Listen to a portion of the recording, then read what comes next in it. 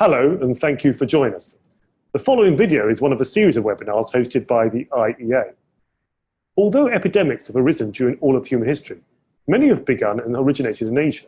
Being a region that has dealt with a mass outbreak of infectious diseases, did countries in the region deal with the health and economic impacts in a better way?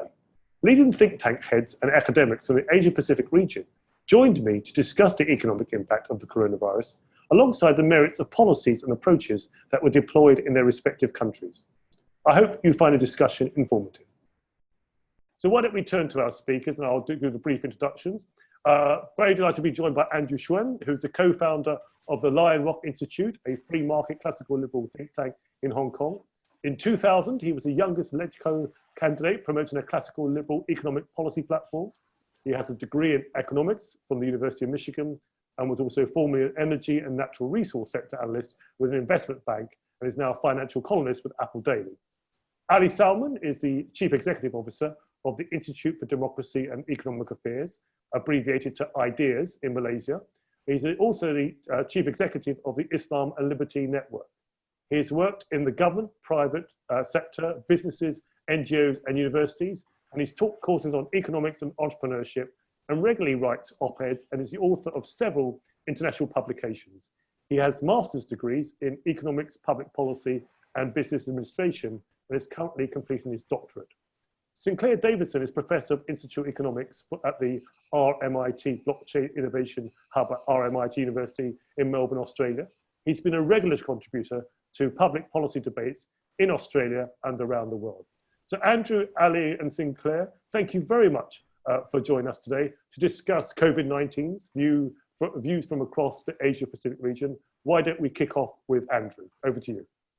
Hi, yes. Hello, everyone. My name is Andrew Shuen, and I would like to first do a little statistical reporting first about cases in Hong Kong, just to highlight the differences in the viral outbreak. Hong Kong, up till yesterday, had about roughly 1,200 cases, and cases that have been resolved is also above 1,000, whether it's recovery or deaths.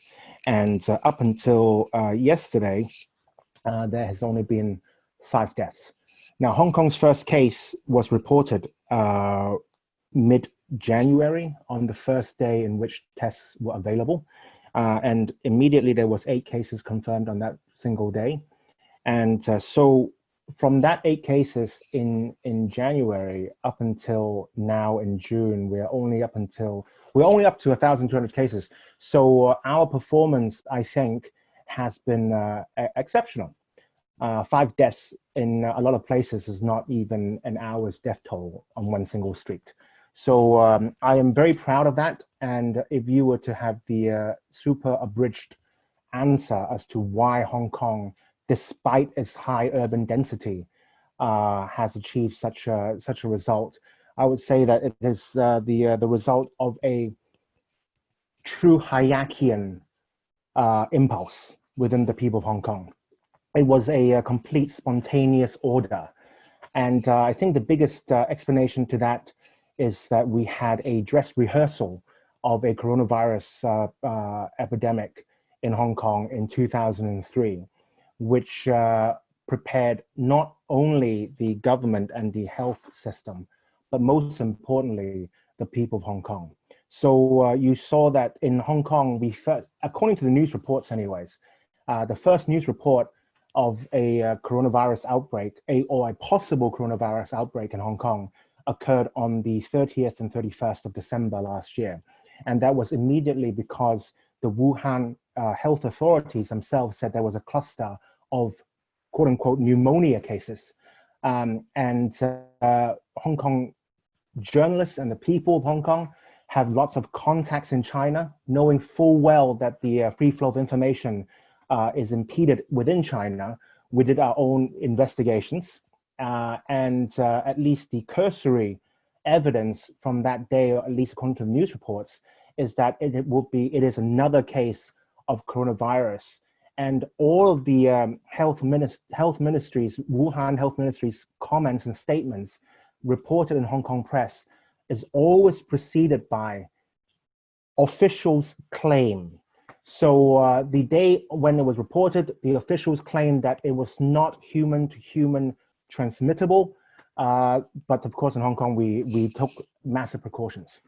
And by the time that Wuhan was closed down within China, although international flights from Wuhan were still allowed, when Wuhan was actually quarantined itself, that was when the people of Hong Kong knew something was very, very wrong, because we have an understanding of how the Chinese communist believes that face is everything.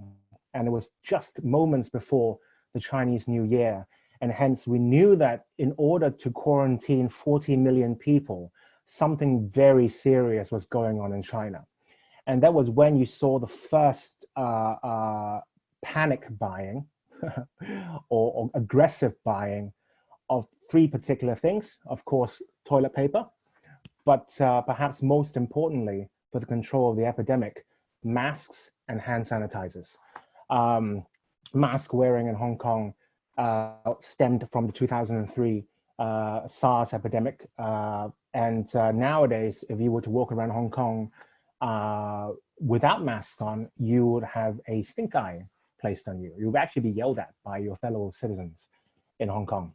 So I would say that in the early days of the epidemic, the government heavily relied on guidances from the Chinese government, who was the sole body giving guidances, and also the World Health Organizations.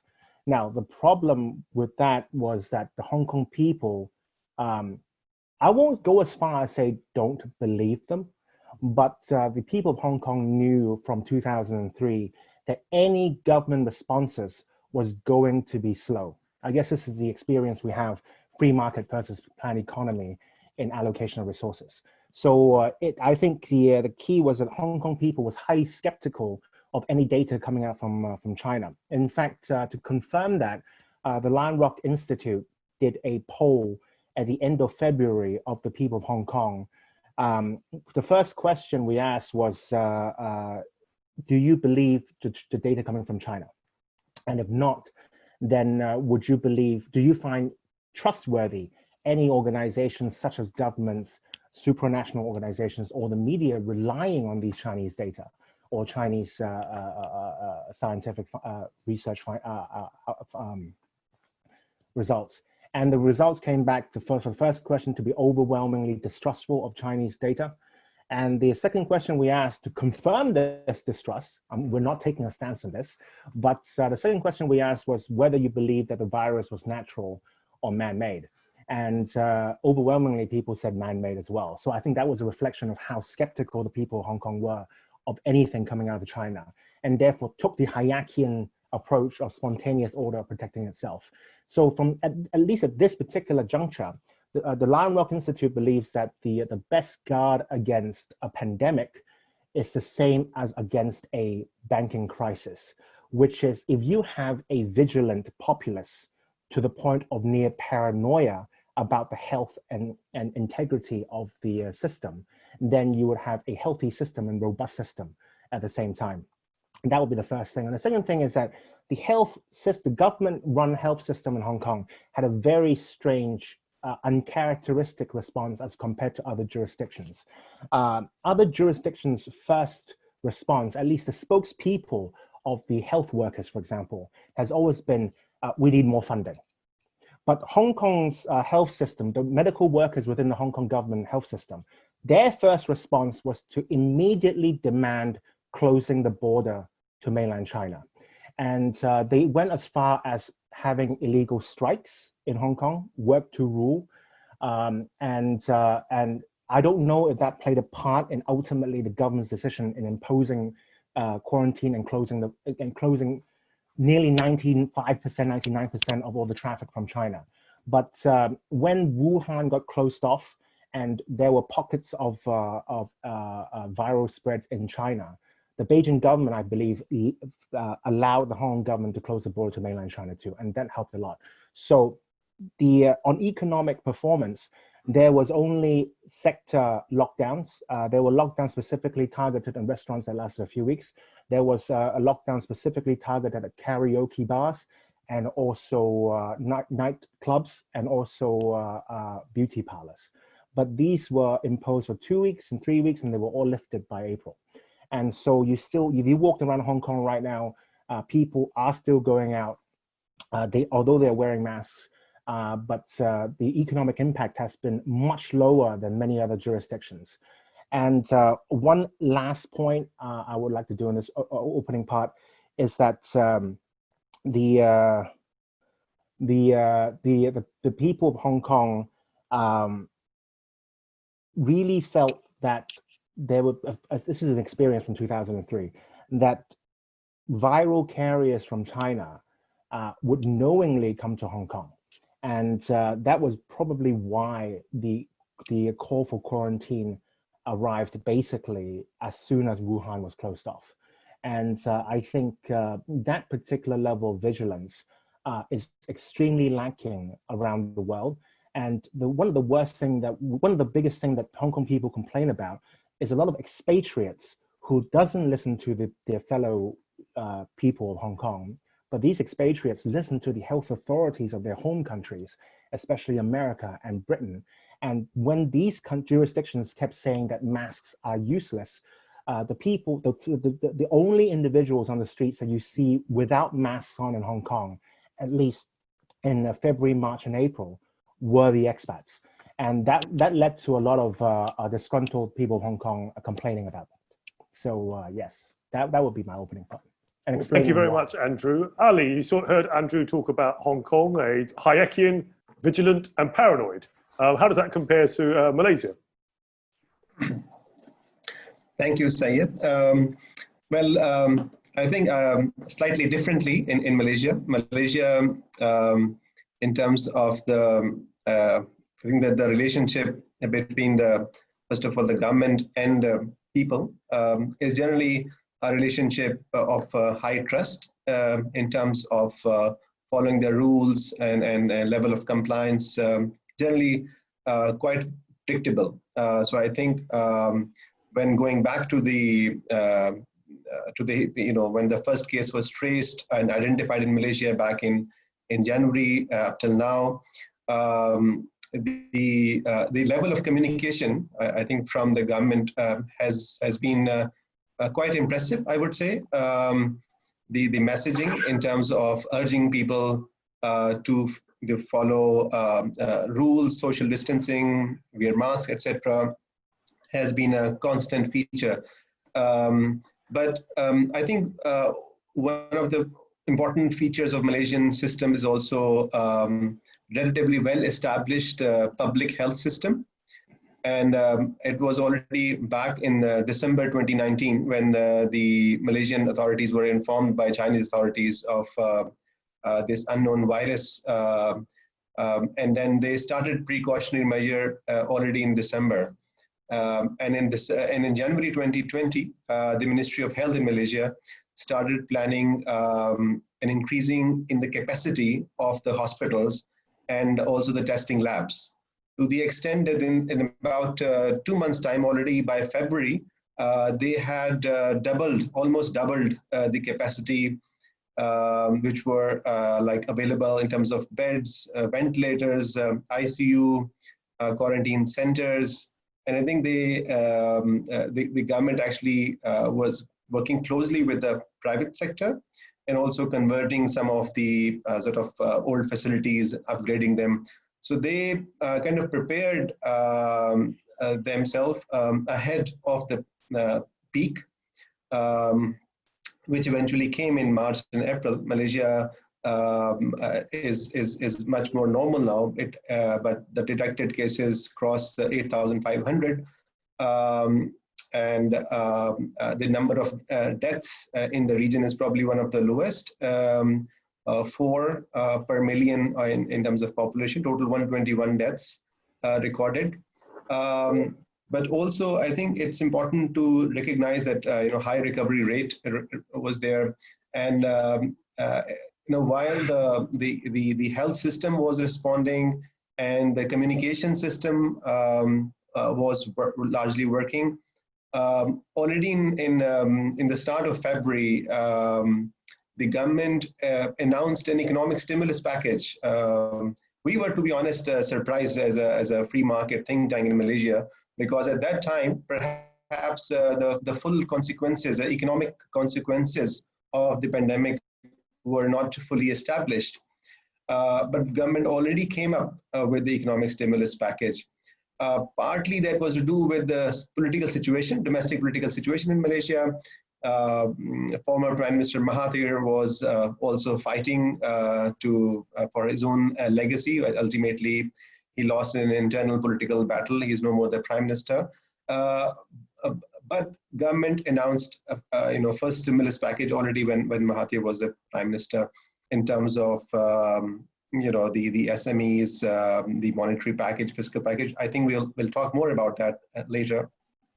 But I would like to say that then, and since February till now, till June, we saw 4 different type of stimulus packages being announced by the government. So coming from a public health point of view, and then also just to put the context, in Malaysia, government still has a large footprint in terms of, in the form of government-linked companies, state-owned enterprises, and a heavy presence in capital market. That was not too surprising that the government was also playing an aggressive role in supporting the economic enterprises, but also anticipating the growth rate, how to reverse that growth rate. So those steps were earlier on already set up. According to the latest numbers, especially the impact of jobs, because that, of course, is one of the the consequences globally. So again, historically, Malaysia is considered a full employment country, but in last 6 months or so, I think we saw the unemployment level going back to like worst in 30 years. So the unemployment level rose, but according to official numbers, people still are saying it is underestimated. Even that worst is 5%, about 800,000 people reportedly unemployed. The number when I think would be larger than this, but still this is as per the government number. So still manageable in my opinion, and government has shown both the strategy and clarity, and also an intelligent maneuvering of the resources without, let's say, causing too much alarm, either through large fiscal spending or quantitative easing for that matter. But I guess we can talk more details in later. That is how I would describe the situation so far. Well, thank you, Ali. So we've heard from Andrew talking about Hong Kong. We've heard about Ali sort of saying that there was some support for the government in some ways, or being quite, not too critical of the government. Sinclair, Professor Sinclair Davidson, thank you very much for joining us. You've been very patient. Why don't I turn to you and give the floor to you for your views? Well, thank you, and hello, everybody. I don't want to say good morning, good afternoon, because it's evening where I am. The COVID crisis in Australia came after the bushfire crisis that we had earlier on in the year, and at the time, a lot of people felt that our federal government had handled the bushfire crisis very badly. Right now, the feeling is that the federal government have handled the COVID crisis quite well. Now, one of the challenges that we face in our federal system of government is that health is actually a state government responsibility, not really a federal government responsibility. But nonetheless, the federal government and the state governments came together and created what they called the National Cabinet, which was a talking shop, a sort of a coordination between state governments and federal governments to deal with a particular crisis. And unfortunately, there is talk of this national cabinet moving forward and governing Australia in the future, which is of course quite unconstitutional under our system of government. So there's a bit of silliness by the politicians. In terms of the COVID itself, Australia has been, I don't want to say lucky, but like Malaysia, we've had 4 deaths per million. So we've had, I think, 104 deaths from COVID in Australia. They have tended to be older, immunocompromised people with comorbidities. And the understanding here, it's not actually the elderly nature of the people, it's the comorbidities and the immunocompromised nature that causes the deaths. We haven't had actually anybody die since, I think, mid-May. So even though the number of people contracting the disease have continued to increase, the death rate has remained stable for about a month or so. Now, what the Australian government did, a couple of things. I think we will eventually find out when all the dust clears and all the analyses are done that an early decision to close our international borders probably played the biggest role. The government closed the international borders in March. Basically not allowing people in or out unless they'd been into quarantine. They put out an international call, don't travel overseas, and to all Australians come home sort of affair. Our state governments also closed their internal borders, which I think is now currently the basis of a High Court challenge, because I think it probably violates our interstate commerce clause. So the Queensland border is shut with the rest of Australia. The South Australian borders are shut. The Western Australian borders are shut. So the only borders that are open right now are between New South Wales and Victoria, where I am. There has been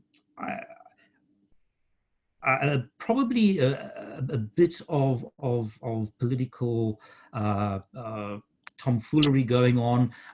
The governments have, in the beginning, they were very quick to lock down, to put us all into isolation and what have you. They have started relaxing those restraints. We've seen a lot of this, but here in Victoria, where I am, we've had some bad planning. We've had a bit of a spike over the last few days. So we've actually increased our lockdown while all the other states have decreased their lockdown. And unfortunately, what also happened in Australia is in the early days, there was a lot of trust of government. Unlike the Hong Kong population, we don't have a healthy distrust of government, which here in Australia, unfortunately, we're all nanny staters. And in the early days, when the government said stay home, most people did tend to stay home. You saw nobody on the streets. Unfortunately, in the last few weeks, we've had a lot of street protests. We had the Black Lives Matter protests here in Australia. There were thousands of people out on the streets. And since then, I think a lot of the social consensus and support for lockdown has tended to evaporate. You see a lot of people out on the streets now, which you didn't see 3 or 4 weeks ago. In terms of economics, what happened? Our Reserve Bank lowered overnight interest rates. So I think it's about 0.5% now, or 0.25%. More or less, it just can't go down any further without going towards quantitative easing. The government borrowed billions of dollars and came up with what they call the JobKeeper scheme. So when everybody went into lockdown, it was a case of if you can work at home, you must work at home. Some essential workers were allowed to continue to go to work, but everybody else was more or less sent home. And the JobKeeper scheme is money paid to companies to keep their employees on the books while they are sitting at home, more or less not working. And that pays the equivalent of $1,500 per fortnight to people as an income. That's kind of trying to freeze the economy in place. That's in place until September. And the theory is that by September, they'll either have some other scheme or more or less we'll all be going back to work. Now, I kind of think that timetable was probably working until we started having these spikes in Victoria. I think that timetable is now behind. But a lot of people have been sitting at home, more or less watching Netflix, day drinking, and earning $1,500 a fortnight. Some people, obviously this is a pay cut, but there are other people out there who are actually earning more than they were earning before with $1,500 a fortnight. So I have some family friends where Their 20-year-old son had a part-time job. He's lost his part-time job. He's now sitting at home earning more than what he was earning before. And they're a bit upset about this because they kind of think, well, his idea and understanding of a recession is actually very different from everybody else's understanding of a recession, where you lose your job and have no money. He's actually earning more money. The economic consequences of this, I think, are a lot worse than people imagine. I actually think if you look at what governments have done in many places around the world, they've tried to freeze the economy in place. So at the moment in Australia, if you're a landlord, you can't collect rent, but you can't evict people from your property either. The government have bullied banks to make loans to companies to keep them going. As soon as all of those loans unwind, many companies will go bankrupt. So the idea of trying to freeze an economy in place is something we've never tried before. Even during periods of warfare, when you distort economic activity away from making consumer goods to manufacturing weapon systems, you are still working, you are still churning out stuff. All of a sudden, we've gone to a world where we've tried to freeze everything in place. We're trying to stop people from doing things. And the logic is that at some point, we're going to have a snapback, that the government are going to release the constraints, and we're all going to stop watching Netflix. We're all going to stop our day drinking. We're all going to put on a suit and tie and go back to work like it all never happen. And I actually think that that's not quite going to happen. We're in one of the greatest economic experiments ever attempted in human history. And I actually think the recovery from this is going to be long, slow, and painful. So my colleagues and I have kind of written about this, trying to set out what we think needs to be done. But overall, Australia responded well. We've had relatively few deaths. The social support, I think, for lockdown has started evaporating. People are not happy to stay locked down when they saw tens of thousands of protesters in the streets a few weeks ago, and the police were not actually forcing them home. We had a lot of police overreach. People getting fined for trivial offences and what have you. That has also kind of undermined social support for the lockdown. And I think coming back to Andrew's issue, the Hayekian response, I think, is going to be thought about and studied for a long, long time, because the question really is, was voluntary self-isolation going to be enough? Or did we actually need to have government lockdown on top of voluntary self-isolation? And I think that is going to be the question which people are going to be asking themselves for a long, long time to come. And we're going to be arguing about that point for a long, long time to come. Well, Sinclair, thank you very much. I see behind you, you have an advert for your book, Unfreeze. Do you want to tell the audience a little bit about that? Yes. So when the lockdown started, everybody, all the politicians in Australia were more or less saying this is going to be a temporary affair. The economy will be frozen in place. We'll all sit at home for a few weeks. It'll be like having a long holiday, and we'll come back from the end of the holidays, pick up our jobs and our lives, and just carry on. And my colleagues and I at the Blockchain Hub, we were actually working on a project called Capitalism After Satoshi. And now it's become capitalism after COVID. We were actually looking at this thinking, you cannot just freeze an economy. An economy is not a machine that you can switch on and off. So you switch on and off your computer. An economy is actually an interrelated web of human relationships. And what is happening with this involuntary lockdown that we have is that web of human relationships is being broken, distorted, and contorted in ways which would never happen otherwise. And our expectation is that a lot of the relationships, a lot of the long-term contracts, a lot of the expectations that we have formed which drive economic activity are going to be broken. And it's going to take time to rebuild those relationships. The problem that we have is that well, as Adam Smith very famously said, the extent of the market is driven by the division of labor, is that the market is going to be a lot smaller when we come out of COVID than what it was going into COVID. And yet we have got a regulatory state which is designed for our pre-COVID economy. Well, the pre-COVID economy is gone, but the pre-COVID regulatory state is still there.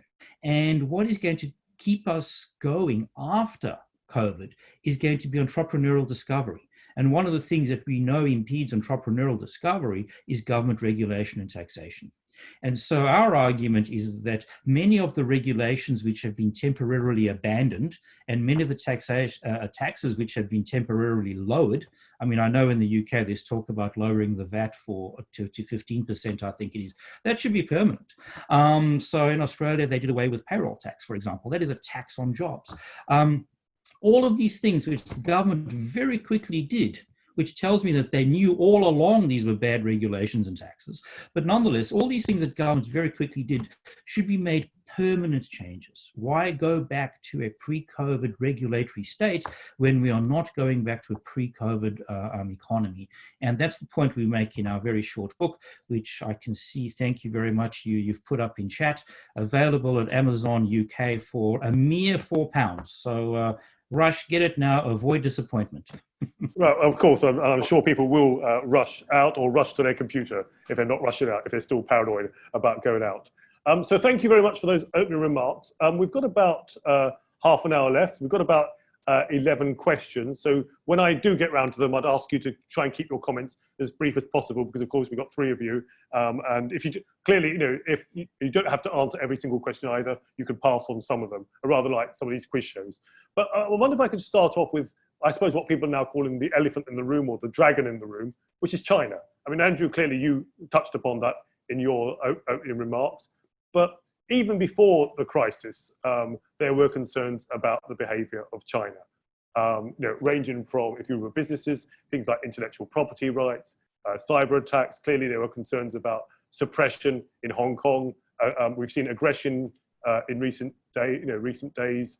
The Malaysian oil rig, for example, the islands that Vietnam also claim, the transgressions across the Indian-China border, the basic law in Hong Kong, the incursions into Taiwanese airspace, etc., etc. How, I mean, clearly, I'll start with you, Andrew, of course, and this this touches upon a question about how has the political tension between China and Hong Kong affected COVID-19 response. But you talked about the concept of phase, mianzi, and how important that is to the Chinese. Was the Chinese slow response and notifying the rest of the world, in your opinion, was it a result of not wanting to lose face with the world, not wanting to lose mianzi, and thinking that they could deal with it themselves? Or were there reasons to be suspicious of that? I think, the best, I see one of the questions, I mean, I'm going to jump ahead to, what would you advise governments do next time, right? And I think if touch wood, this kind of pandemic were to occur again with the source being from China, I think there will be I'm much more optimistic. There will be a global Hayekian response. For example, let's say that there was a Hong Kong blogger that says, you know what, I have friends from a certain city in China that says they have a spike in hospital stays over a respiratory disease, and a newspaper in Hong Kong picks it up. And if you were a foreign newspaper editor reading that particular piece from a Hong Kong newspaper, would you report it? Now, I'm pretty sure that people, the newspaper editors around the world will report it because it's clickbait, right? Because here we go again. And the people in those various jurisdictions, once they read it, would have a natural inclination of forcing their government to impose, say, for example, quarantine or even closing the border to that particular, to China, despite whatever Chinese government says, or despite whatever the bodies such as the World Health Organizations says, responding to the Chinese government. So you will see that response, and I'm more optimistic that way. But there is definitely a street level now distrust of words from particularly Chinese government. I think the people will learn what we've learned in 2003, which is don't listen to what they say, but see what they're doing. And the Wuhan city shutdown, the quarantining of 40 million people around Wuhan was a massive warning bell, because within 12 hours, you have every single talking heads in Hong Kong screaming for closing the border. That was how fast the response was in Hong Kong. So, and then of course, all the face masks being sold out as well within a few hours of that. But at least on a global health policy level, there'll be a much higher level of vigilance going forward, because the death rate is still being disputed today.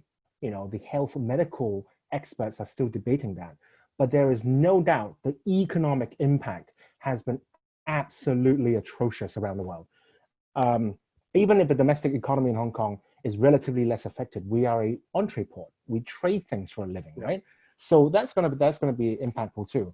As for China, it's not so much now just face. I think it's a more raw calculation of what they can do. I mean, there is a massive hawk faction in China that people believe are in power, and they're pushing all kinds of limits. But what I'm worried about is that there's one single state that has engaged in the most aggressive quantitative easing, as in absolute terms and in percentage of GDP terms, has been China. And they have been, trying to beat back the holy trinity, the monetary holy trinity of interest rate, inflation, and exchange rate by imposing extremely and increasingly draconian foreign currency exchange controls in China. And if the global supply chain snaps because of a change in consumer preferences or in government actions whereby, you have to rely less on China, for example, then there could be massive upheavals across the world in the credit markets too. And I am a little bit more optimistic than Professor Davidson. Yes, you cannot just unfreeze an economy, but not only do I say that the regulatory regime has to be dismantled, all the subsidies has to go too, because I keep hearing the talking heads on financial channels around the world. Oh, it wasn't the fault of these companies' management. That's why they deserve to be bailed out. Yeah, but the question would be, who should be shouldering the cost of these bailouts? One of the root causes of global chaos, at least sentiment-wise, has the root cause, at least from the Lion Rock Institute's perspective, has been the endless rounds of quantitative easing, whereby the young sees the old lecturing them for being lazy and misguided in their approach. But then the young would then question, well, whenever you make a mistake, you get bailed out. So why should I start bearing responsibility at all? And without a systematic clean out of these, the old and wealthy through the end of quantitative easing, you would not, post-COVID, you won't temper down the anger. And the system is now being stretched to the breaking point, whether it's economics, healthcare, or politics around the world. And I think the root cause is that particular quantitative easing that has been sold to everyone as a temporary measure. But I never see a balance sheet of a central bank being shrunk after rounds of quantitative easing. Sure. Well, Andrew, thanks so much. I'm going to try and move it on here. So, Ali, I wonder if you come in two issues that we've raised. One is China, how the Malaysians in general view in China or the Malaysian government, particularly with the sort of incident around the Malaysian oil rig. But also, secondly, in terms of quantitative easing, has there been concerns about the QE, or are people all now advocates of the new monetary theory, which says that you can print as much money as possible and inflation will help you? Ali. Thank you, Syed. I think I'll jump straight to this question of economic stimulus responses from from the Malaysian government.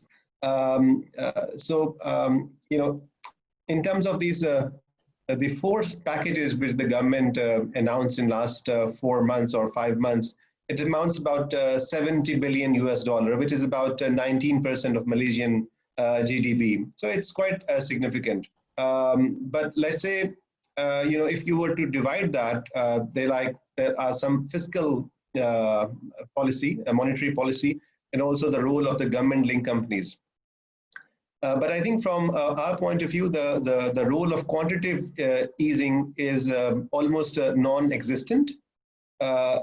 Government had been rather conservative in use of monetary policy. Government used monetary policy to the extent of moratorium on loans or rescheduling of the credits for SMEs. And in some cases, microcredit, for instance, which is a very small sector in Malaysia, government announced a 0% of interest rate. And then there was some support for, let's say, the household. I mean, household debt is quite high in Malaysia, about 90% of GDP. So similar facilities had been offered, but it's not a write-off.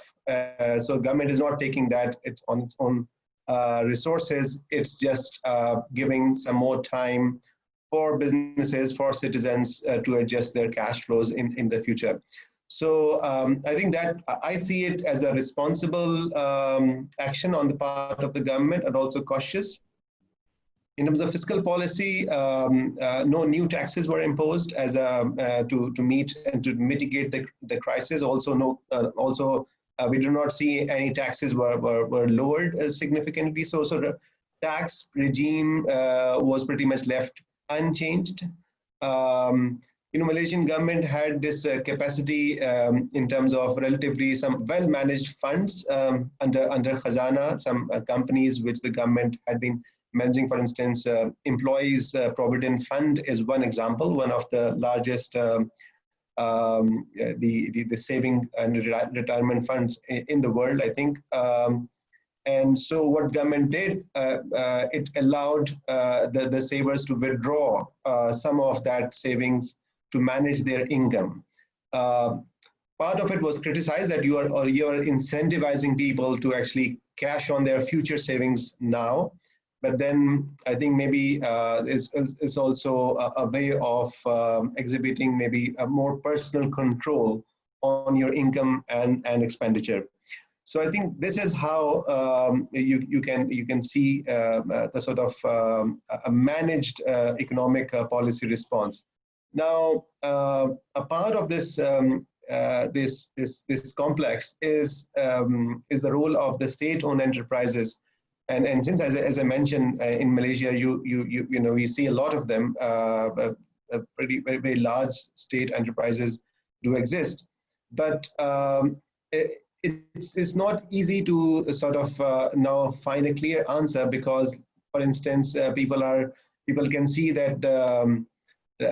Just to give you one example, in the aviation sector, AirAsia, which is a Malaysian company, low-cost carrier, AirAsia Group has announced 30% job cuts, whereas, let's say, the Malaysian Airlines, MAS, has not. So I know that from a libertarian point of view, we would expect that the private sector will respond in terms of, okay, job losses, readjustment.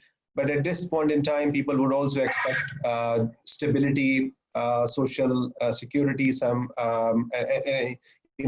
because the government has not coming out all in terms of any generous unemployment universal package. So government is rather sort of responding in these packages and trying to fine tune its response. So it's still evolving, and a lot needs to be learned as we move along. But I think overall, this has been the outcome so far. Well, thank you very much, Ali. And Sinclair, two issues I want you to touch upon very quickly, and then I'll try to open it to some questions for everyone. First of all is China, and how have Australians or the Australian government and others viewed China, and what will the response be afterwards? And secondly, about the others have touched upon quantitative easing, printing money, monetary policy. Over to you. Unfortunately, Australia has a long and disgraceful history of xenophobia. I think one of the very first pieces of legislation in Australian Parliament ever passed was the White Australia policy. That has been abandoned over time, but there are still strong anti-Chinese sentiments within the Australian community, which reflects very poorly upon us as a society overall. The combination of increasingly aggressiveness of the mainland Chinese government and the coronavirus have brought China hawks to the fore in Australia. We hear a lot of anti-Chinese sentiment. We've had ethnic Chinese people abused in the street and all this sort of stuff, which is completely unacceptable behavior. The challenge, though, for Australia is that China is our single largest trading partner. And so we have to trade off the political demands against our economic aspirations. The Australian government have pushed the idea of having some sort of international committee look at the origins of the coronavirus and what have you. To be quite honest, I actually think that is just self-indulgence. We kind of know what the story there is going to be. We should actually be thinking about recovering from the crisis, and that basically means jobs and trade. China is our single largest trading partner. China is an important part of the global economy. Many supply chains go through China, and we should actually be working to restore. I think Mark Littlewood had a piece in the Times a couple of weeks ago talking about the need for trade as we come out of the global economy. So I think trade is actually the most important thing. I think having a poor China is bad for the global economy. It's obviously bad for the Chinese people, and it's bad for everybody else. So trade is going to make more people rich faster, and we should be pushing more trade as quickly as we can. I also suspect that increased trade and wealth will lead to better outcomes for the Chinese people themselves. So I'm a firm believer in trade and engagement.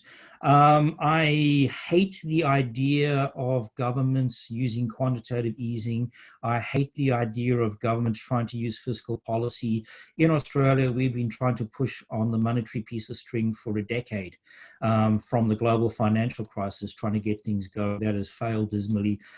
We have borrowed money like unbelievably. It is totally irresponsible as well. So I'm going to push the idea of lower taxes, lower regulatory burdens, and we actually have to grow our way out of this. We cannot increase taxes on ourselves or future generations. We actually have to aim for a sustained period of above trend economic growth to not only pay for everything that we've spent, just freezing the economy. I mean, the crisis is still coming.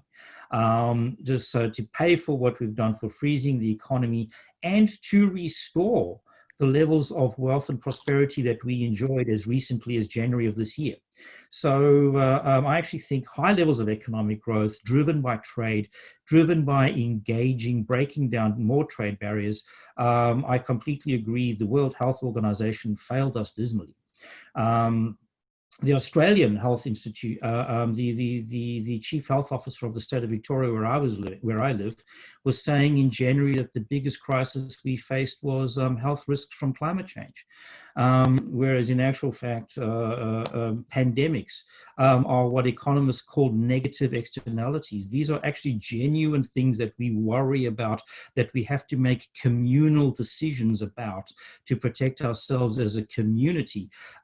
Communicable disease is actually a problem that the World Health Organization should have been focused on, but what they were doing was smoking and plain packaging and climate change and all those very fancy things that you can fly around the world and go to conferences, but the hard work of actually keeping us safe from communicable disease was sort of like a second or third order risk. So governments need to lift their game. Thank you very much. We've got about 10 minutes left and we've got 24 questions. We're clearly not going to get through all of them. So what I'm going to ask our viewers, first of all, is to go to the Q&A and vote on those questions. And secondly, I'm going to turn this last section into the last 10 minutes or so, maybe we'll run over by about 5 minutes if that's okay, into a quick fire answers. I want quick answers, not long explained answers. And let's see if we as classical liberals, libertarians can be disciplined or if we fail miserably at this. So, and I'm going to change the order each time. So first question, and I'm also going to alternate between anonymous and named questions, if that makes sense. So first anonymous question is, in your opinion, what are the most effective and most ineffective policies that governments have implemented in response to COVID-19? So Ali, give me one effective policy, one ineffective policy, then I'll come to Sinclair, then I'll come to Andrew. Ali. I think one effective policy has been, in terms of the, I gave the example of the cautious use of the monetary policy in terms of the extension of credit guarantees has been helpful. And also, I believe that the income support program and cash support program has been helpful.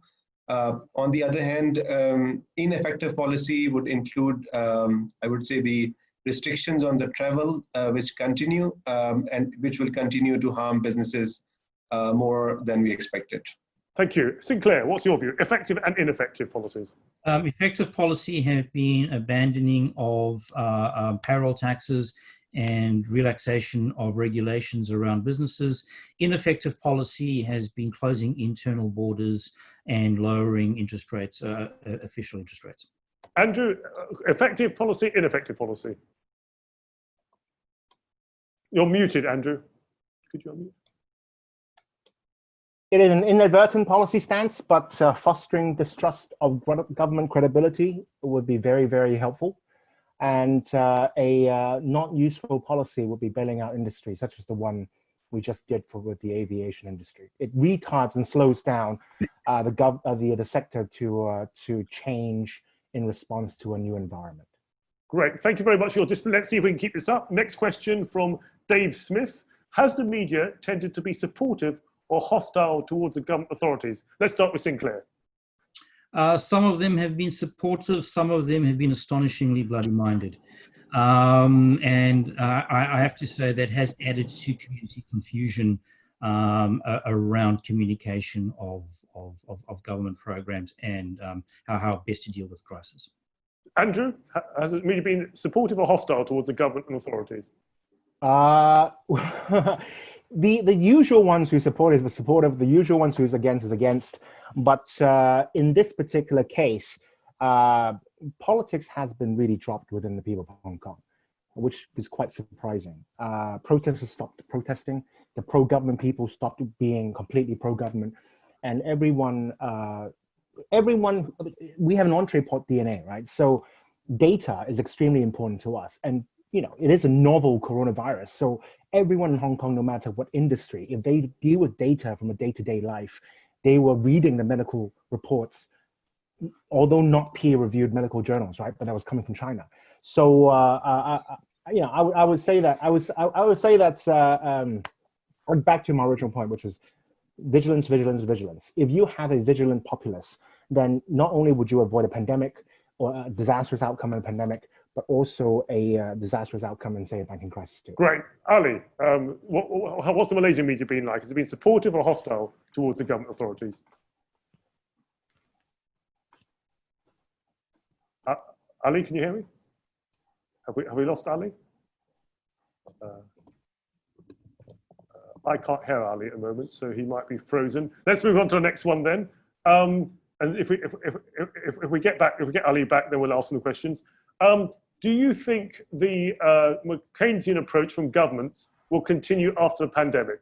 Quick answers. Andrew. Yes, but it will be highly ineffective. Okay. Sinclair. Yes, it will be highly ineffective. Unfortunately, governments cannot deviate too far from mainstream expert opinion. Okay, next question to Ingram. I'll come to you first, Sinclair. How do you see, maybe we've touched upon this, but still give me a quick answer. How do you see China's economic power relative to the West changing after COVID? Depending upon whether or not we degenerate into a decoupled system, they'll probably be weaker. If we can actually reintegrate the global economy, they will get stronger. Andrew? It depends on whether they can still control the capital flight from within China, from all the quantitative easing they have done.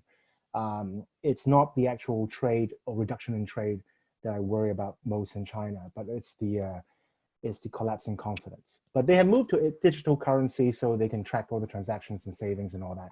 So I guess their draconian foreign currency controls can continue forever, or at least for the foreseeable future. Okay, I'll see if you can answer the next one from an anonymous attendee. He or she writes, the UK is led by a right-wing free market government, and so is the US. I'm sure, in fact, many of us would argue that, not necessarily sure that we do have free market governments in both countries. But I suppose they're asking, in this questioner's opinion, why did they have failures in acting? Rather than me asking that question, or a variation on that, how have you seen the US and UK reaction? Have they failed, as the questioner assumes or suggests? Sinclair. I don't believe for one second that they are free market right-wing governments, but I think slow reactions to pandemics is a feature of a democracy and not a bug. We cannot react in the way we've reacted to COVID to every single health crisis that ever comes along. So I think a slower reaction is actually a good thing as opposed to a bad thing. Andrew, your view from... Well, my thing, it is true. If Hong Kong had a democratically elected government, we perhaps wouldn't have such a big backlash in demanding a shutdown of the border.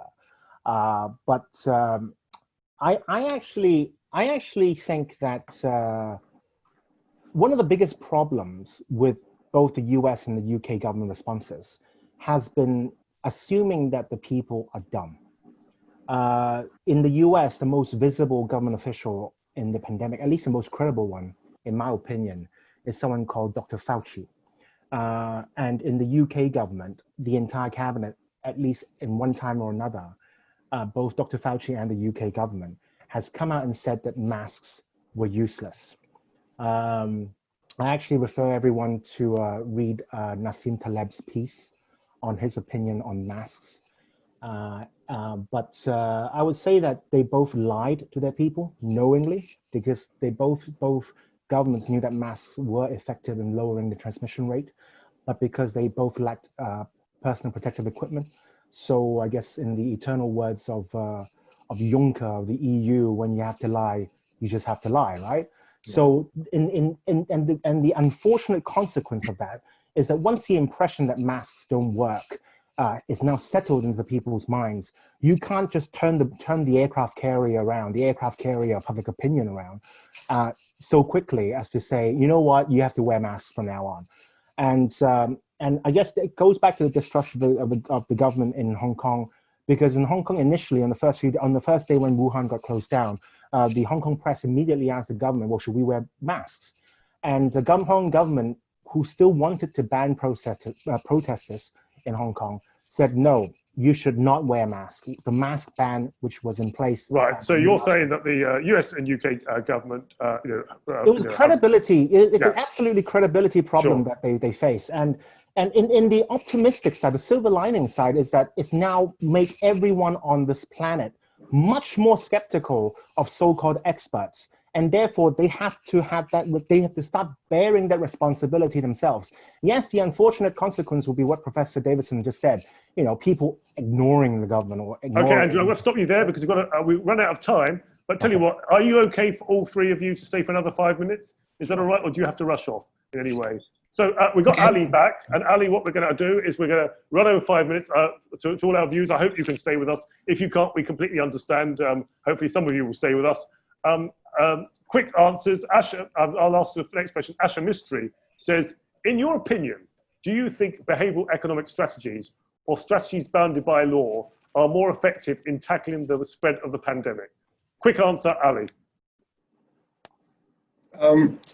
Well, I think the part of the answer lies in the communication, and the way the government and especially the Ministry of Health officials had communicated in the instruction, the SOPs, that has been well received, and that has improved the level of compliance.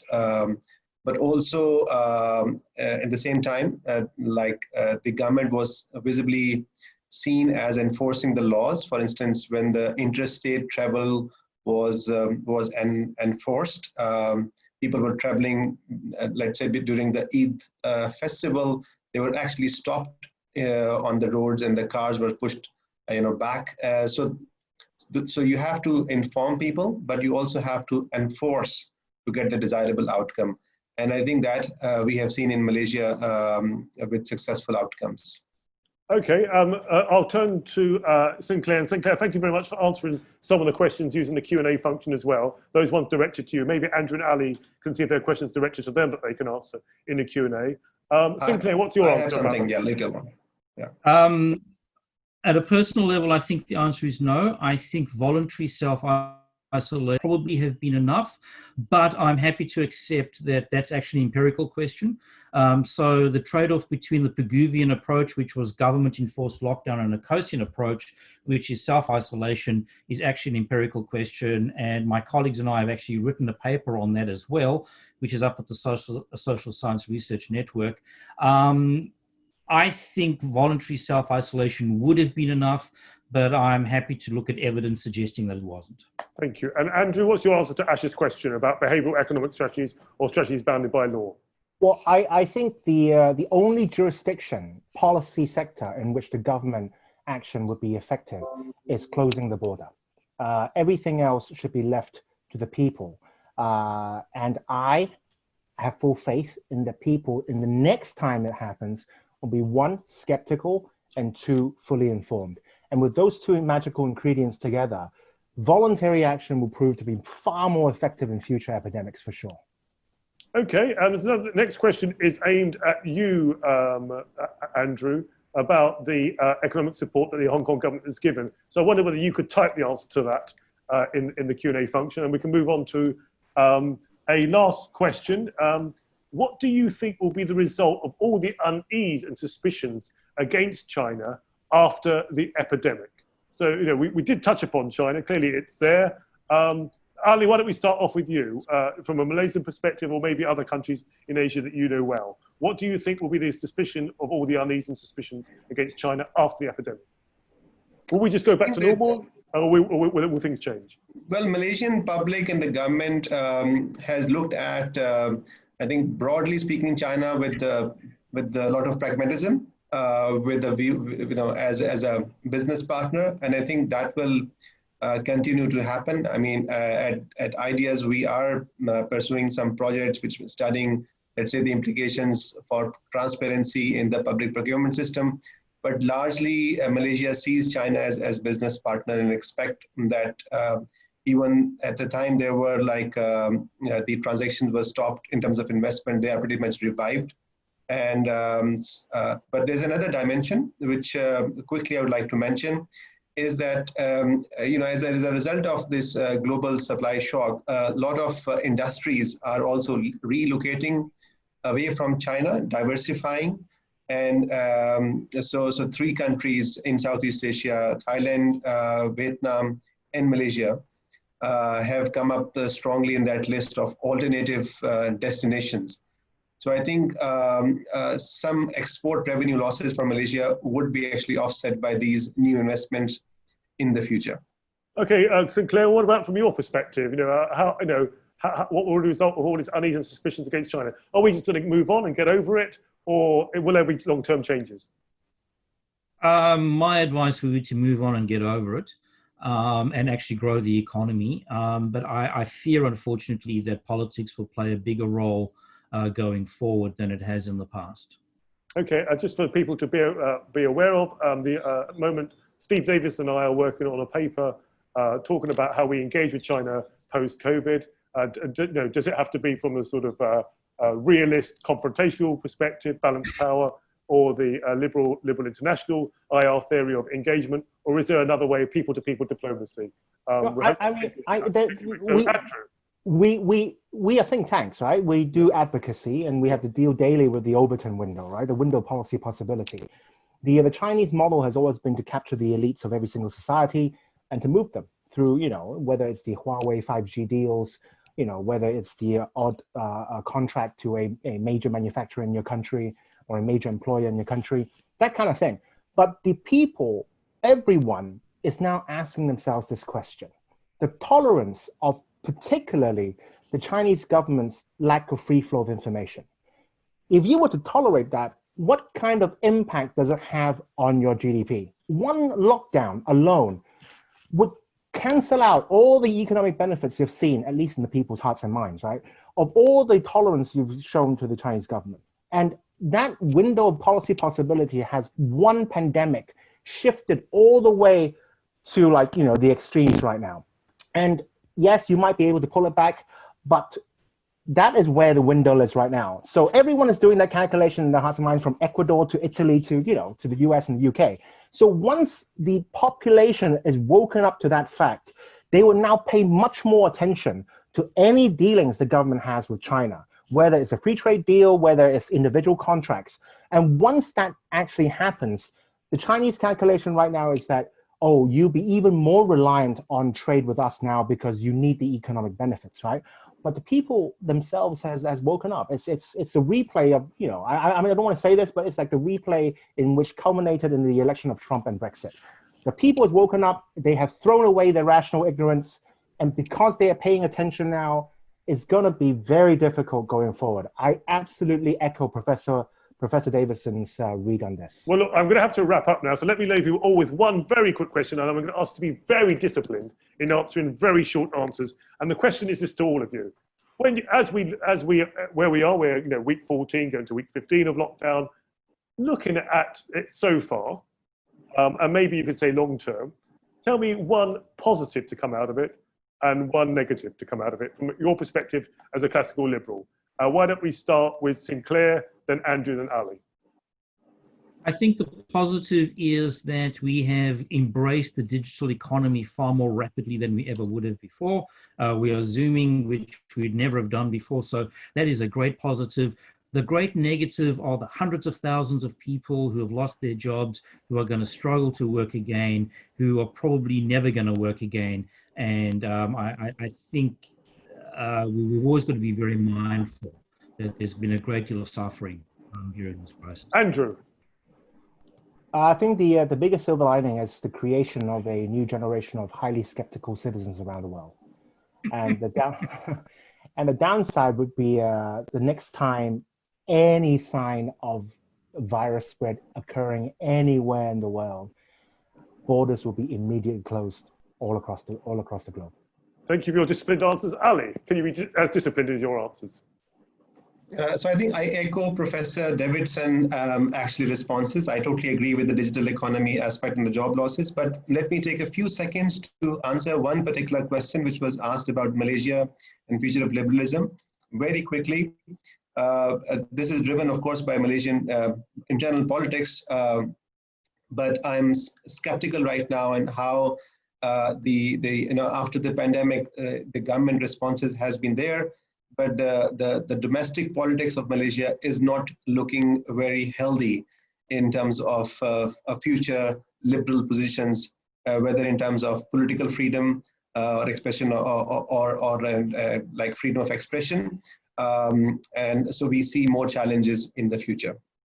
Well, thank you for watching or listening. That was a fascinating conversation, listening to the perspectives from a number of different Asian countries about the responses to coronavirus and the implications for our economies for the future. For more details of our online content, please subscribe to our YouTube channel, IA London, or listen to our podcasts on Podbean. You can see all our online content on our website at ia.org.uk. And to help us keep providing free content during these tough times, please do consider making a contribution, no matter how modest, by donating online at ia.org.uk. Thank you for watching or listening today.